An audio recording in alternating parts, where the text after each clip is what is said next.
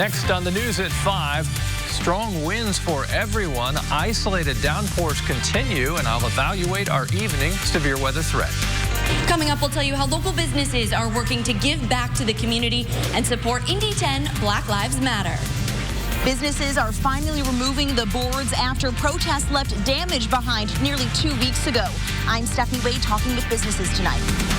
This is RTV6 News at 5, working for you. Now at 5, tracking wind and rain across central Indiana. We've had gusty winds throughout the afternoon. This tree came down near 34th and College Avenue on the city's north side and did quite a bit of damage to a parked vehicle. Team 6 Chief Meteorologist Kevin Gregory is here now to bring us up to speed on the greatest threat at this hour. Kevin. And it continues to be the wind, which is independent of any thunderstorms. How strong? 50-mile-per-hour gust in Terre Haute this afternoon. We've had wind gusts over 40 in Indianapolis, and I think over a prolonged period, any of those weaker limbs or trees may finally topple in spots. Okay, there's a shower. This is a Speedway camera, and I actually pulled it back a little bit because the more we zoom in, the more it bounces, but that just shows you the strong winds that we have and the rain kind of cutting through the west side of Indianapolis between Speedway and Indianapolis. Let's talk about the changes that will come our way as we go through the evening hours. The storm threats still exist. I would say for the next 2 to 3 hours, we'll keep our eye on high winds and an isolated tornado threat if we can get some thunderstorms going. So far, thunderstorms have been off to the east into the Buckeye State. There's our rain on the northwest side of Indy. All of this is racing quickly to the north and pinwheeling around the center of what was Cristobal. That will drift to the north. These winds will stay strong through at least 10 o'clock tonight. I'll detail that wind advisory and we'll take you through timeline of when our storm threat leaves coming up. Well, tonight, the final farewell to George Floyd.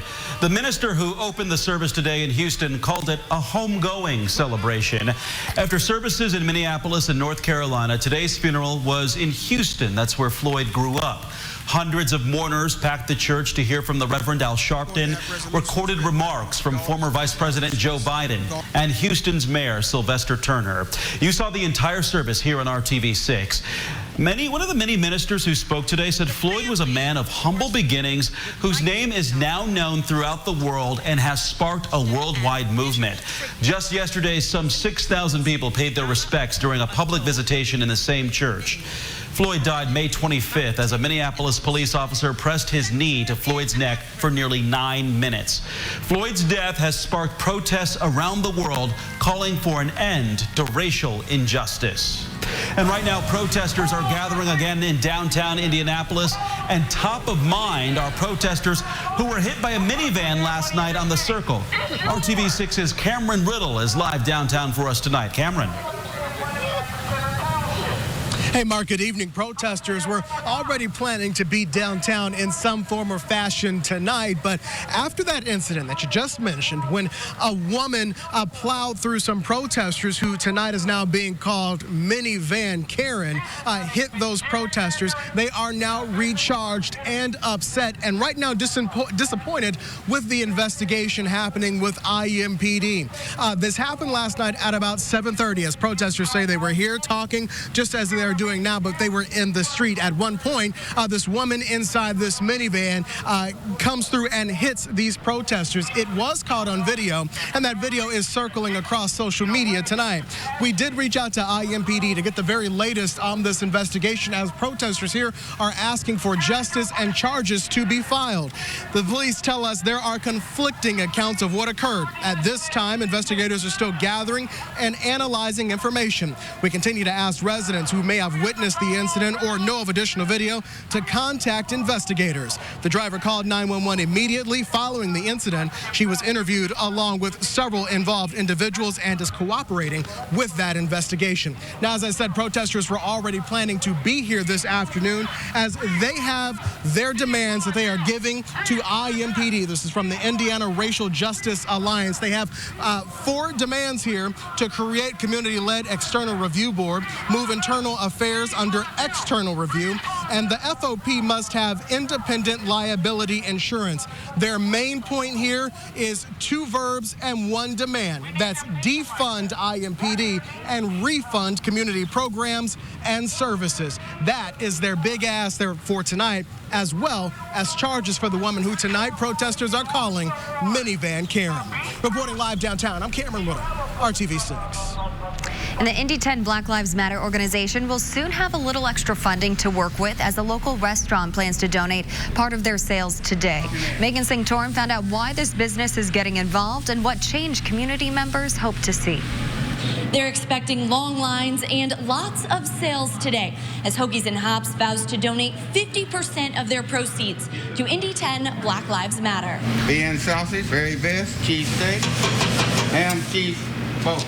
It's a busy day in the kitchen here at Hoagies and Hops. They're hoping to raise at least $1,000 for Indy 10 Black Lives Matter.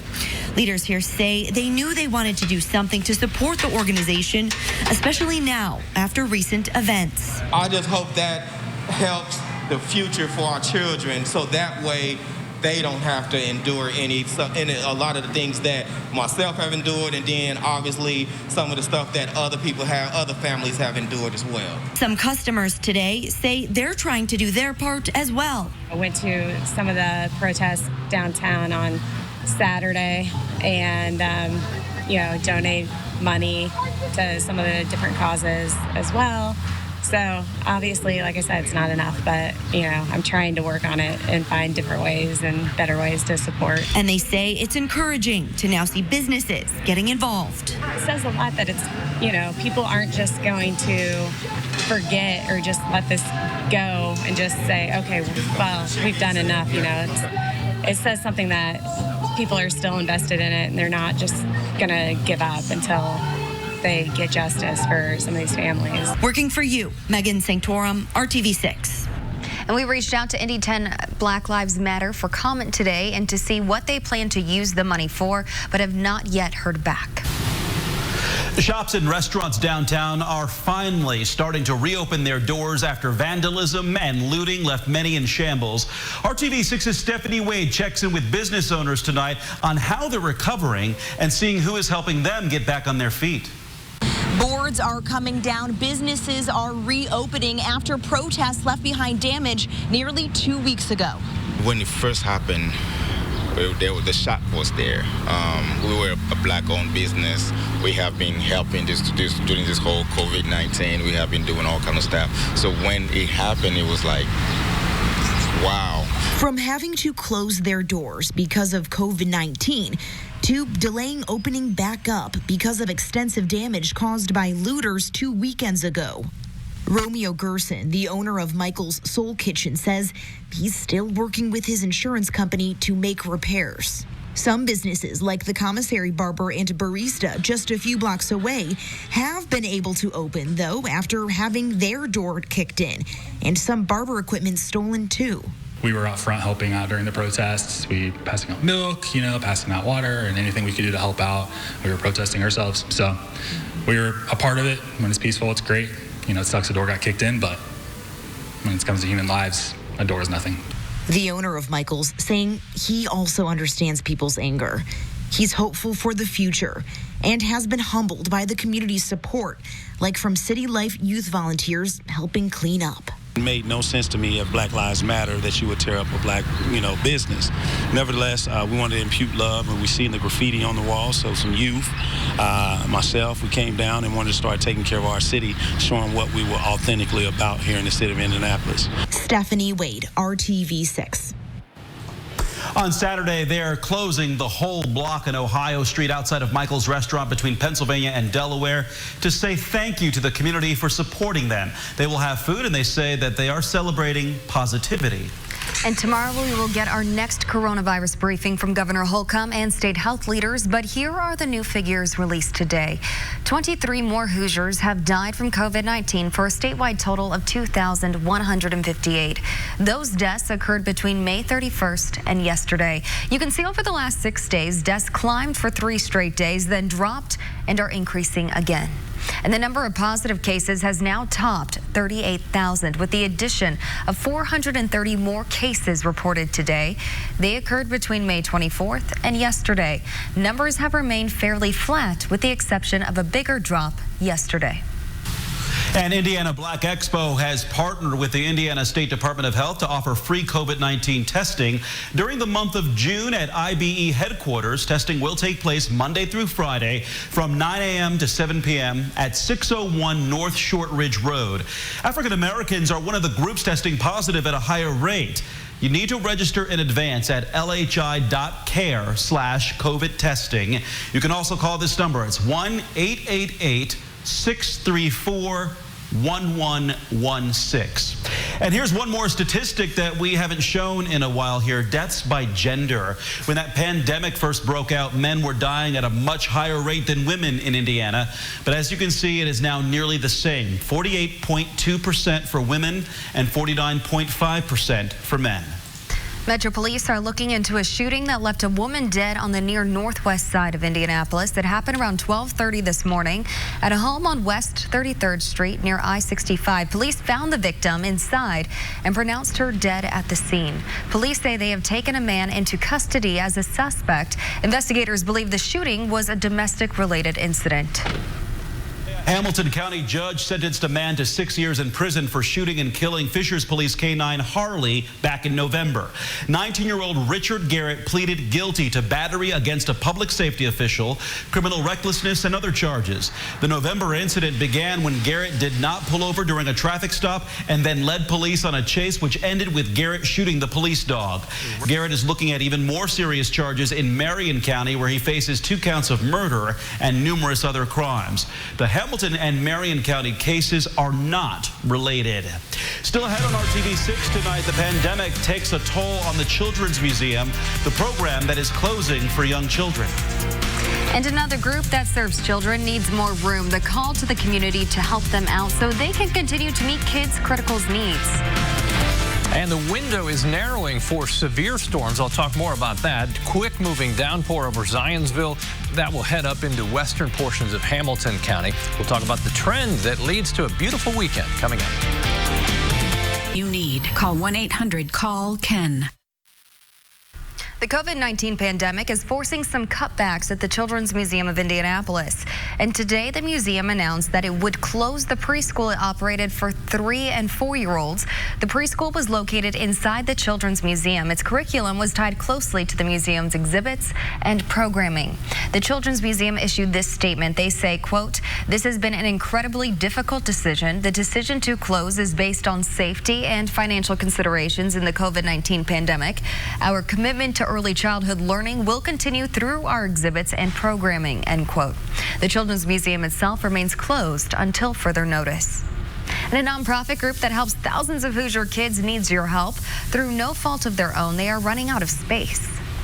The Assistance League of Indianapolis says it can no longer operate in the building they're in. RTV6's Kelsey Anderson explains how you can help.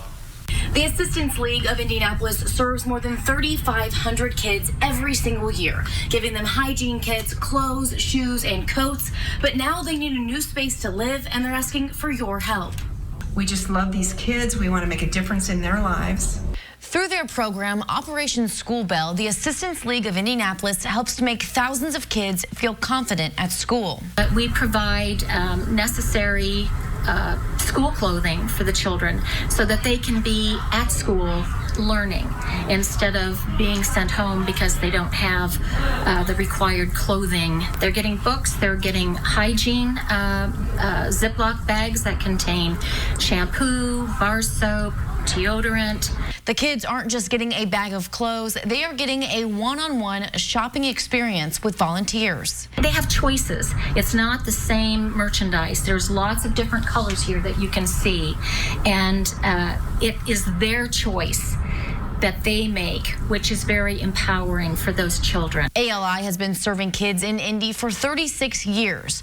For more than 30 years, they operated out of the old Coca-Cola building and then at Forest Manor Professional Development Center. Now they find themselves having to move once again. And the building has sold to another nonprofit, and unfortunately there's not enough room here for us to deliver our programs as we have in the past.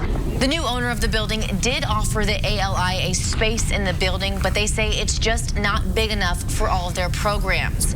On top of all of the children they serve, they also serve the elderly and assault survivors. All of their programs would be housed in their new location. We need a new place to live, and we would really like to be there like forever. They are looking for approximately 12 to 15,000 square feet of space to operate in. If you know of a place like that that they can utilize, head over to theindychannel.com for information on how to reach them. Working for you, Kelsey Anderson, RTV6. Greenwood's Freedom Springs Aquatic Center is ready to open for the summer on Monday with precautions in place to prevent the spread of COVID-19. The Parks Department has implemented enhanced cleaning and disinfecting protocols.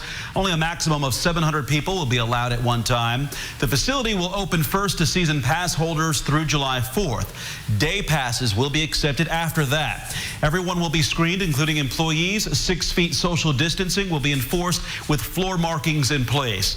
The center is scheduled to be open through September 7th. Season passes can be purchased right now at the Greenwood Community Center and at Freedom Springs starting tomorrow. Kevin, we've got a nice stretch of nice weather, and then today everything kind of changed. Cloudier skies, a lot of wind. But it'll all change again very quickly. Okay. That's why we love Indiana weather. There's always something So it keeps you with a job. Yeah, if you don't like it, wait 10 minutes, they say, and it'll change. That's literally true. 80 degrees now. This is the most humid day we've had so far this year. That plays into the heavy rain potential, but the fact that the storms are moving quickly eliminates, I think, excessive rainfall in any one spot. There's your wind howling out of the south. There is a conditional, and I'll explain what I mean by conditional, severe weather threat. We need thunderstorms to develop before they can become severe. We'll show you the area that I'll watch in just a little bit. Windy without storms. You've noticed that. We had the Terre Haute 50-mile-per-hour gust, and Indy's had 40-mile-per-hour gusts. This is what I mean by moving along. This is just the last hour. Enters Hendricks County, leaves Hendricks County. Now just from Carmel up towards Sheridan, that may clip Morse Reservoir. To the south we go. This is a stronger storm, may produce 50-mile-per-hour gusts. Remember, 58 is the threshold for a severe thunderstorm warning. We'll keep our eye on that. It will move from, say, Mitchell just south of Bedford toward Brownstown, and then near Seymour in Jackson County. Another downpour rolling through Cambridge and Hagerstown in western portions of Wayne County west of Richmond.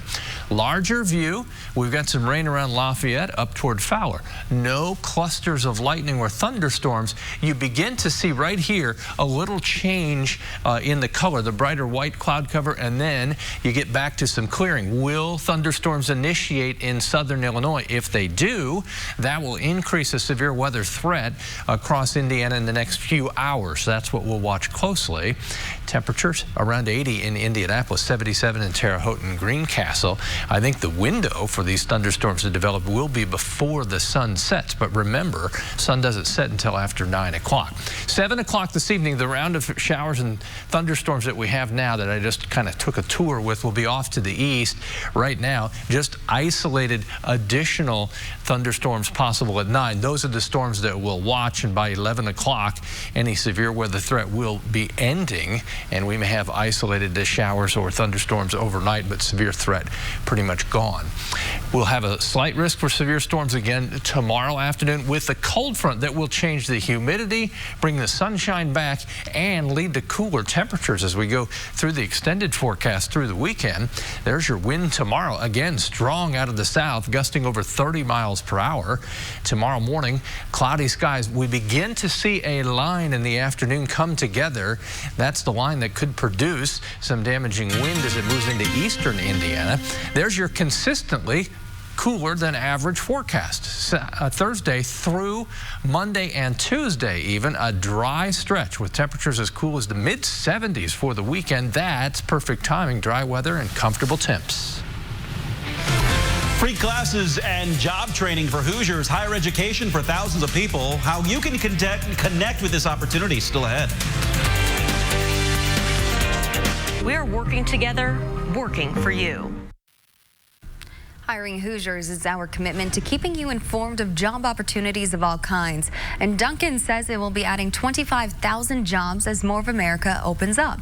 The breakfast and coffee chain says its franchises are looking to fill a range of positions from front counter to management roles. There are 19 Dunkin' locations in central Indiana.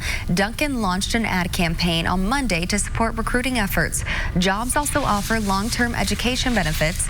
Dunkin' is partnering with Southern New Hampshire University in an online education program for employees.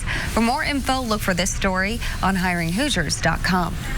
And Ivy Tech Community College says it will offer 10,000 Hoosiers free classes and job training to help get people back on their feet following the COVID-19 crisis. The free classes and training courses will cover a variety of subjects and job fields. Ivy Tech says it will help thousands of Hoosiers take the first or next step toward earning their degree or certificate. The free classes and training courses are for Indiana residents only. For more info about the available classes, look for this story on hiringhoosiers.com. We'll leave you with this live look outside at some cloudy skies over Indianapolis. We'll be back for the news at 6. We'll see you then.